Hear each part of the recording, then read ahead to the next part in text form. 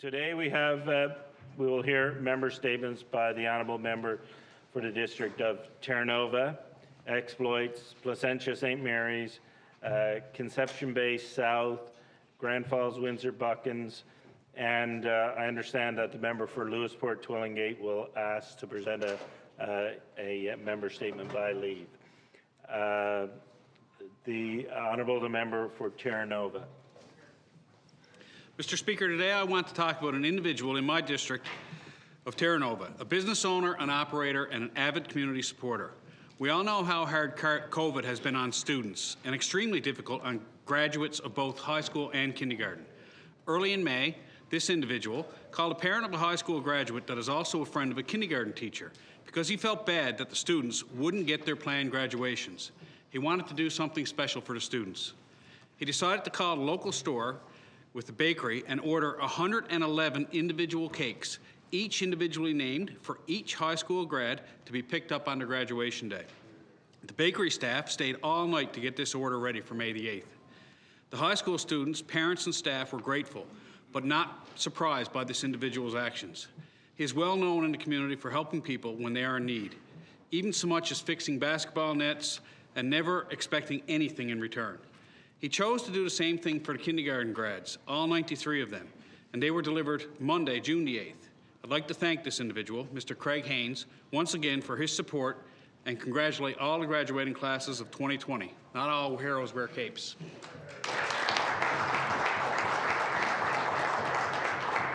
The Honourable Member for Exploits.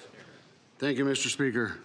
Mr. Speaker, Ms. Courtney Locke, a graduate of Botwood Collegiate, recently was awarded the 2020 Ted Rogers Scholarship. This scholarship helps aspire young leaders overcome barriers to access post-secondary education and help fulfill their educational dreams.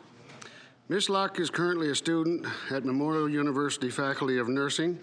She is a caring, compassionate, and active student who thrives on academic success. Courtney also plays an active role in school functions as well as community involvement and volunteerism, such as volunteering at the Dr. U. Toomey Healthcare Center, the 2019 flu clinic, the Botwood Boys and Girls Club, and community committees. Mr. Speaker, I ask all members in the House of Assembly to join me in congratulating Ms. Courtney Locke on receiving the 2020 Ted Rogers Scholarship and wish her all the best in her future endeavors. Thank you. The Honourable Member for Placentia St. Mary's. Thank you, Mr. Speaker. Mr. Speaker, the Dildo area has a long history going as far back as 2000 BC, when maritime archaic people resided at Anderson's Cove.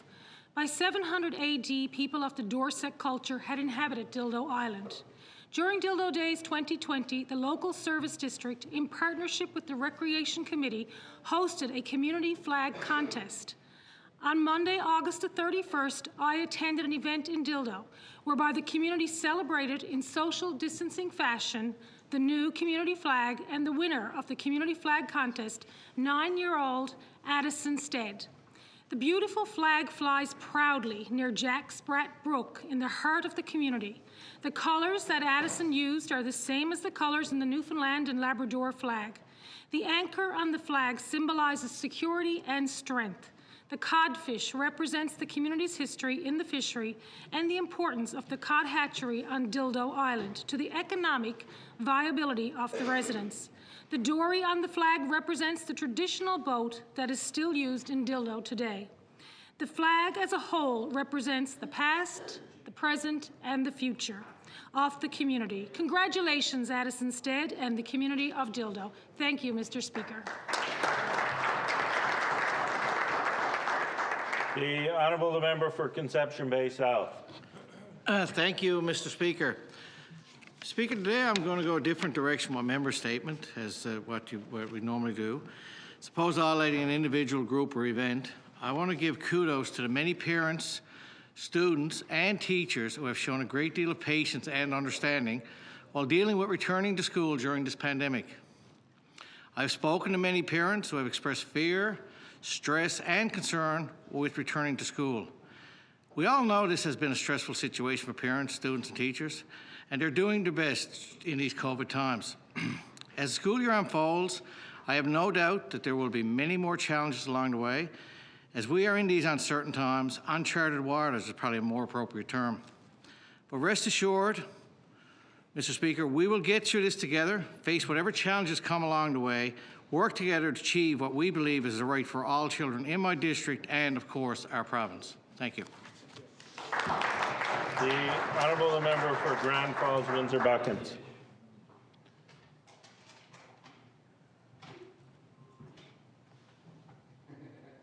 The member's waiting for his mic to come on.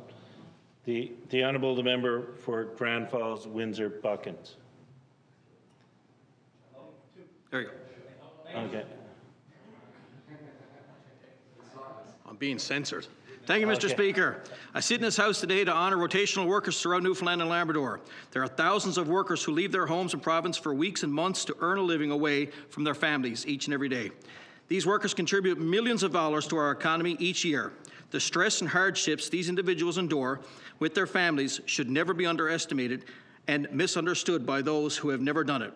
I traveled back from this province and forth and drilled for oil for 17 years, putting every cent into the economy of our beautiful province like so many do today. My rotational brothers and sisters that have left this province and never returned, no flights, no travel, and no strain on their families would have been the easier way.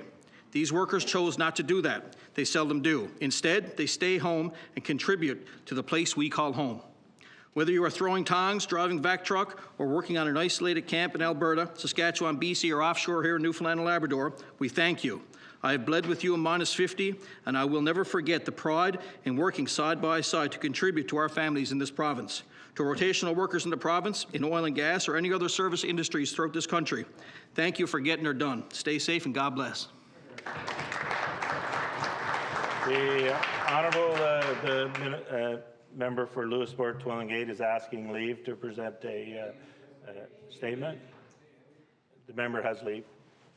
Thank you very much.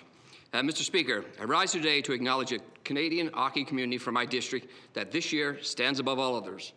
On August the 15th, the town of Twillingate was crowned Kraft Hockeyville Canada 2020.